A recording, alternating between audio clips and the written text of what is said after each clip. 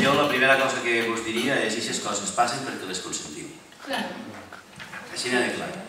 És a dir, quan se trobeu un verca infumable, se n'aneu a l'Ajuntament i els munteu una bronca. Els munteu una bronca.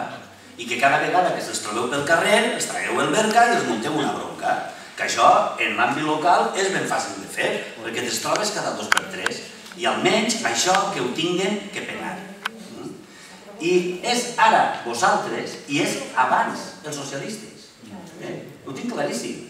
Ho tinc claríssim. I simplement vosaltres encara no heu tingut prou de temps, tranquil, que porteu bona marxa. Dic així al Xenesí.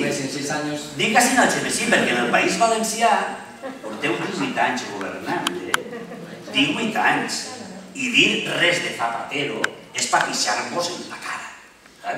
No podeu dir res ni de Zapatero, ni de l'Elma, ni de res. Porteu 18 anys governant este país. Tot el que passa en este país, tot el mal és responsabilitat vostra. El bo també, però és que bo desbuscant. A veure què trobes. Aleshores, jo plantejaria, primer, és boníssim per a la veu del Xenesí que el verca siga una caca.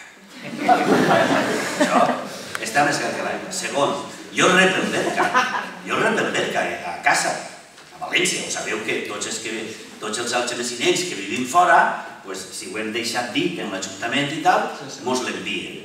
Jo l'he seguit tota la vida. Nota diferència? Sí. Nota, per exemple, que de sobte apareix el castellà i jo dic, ja això per què?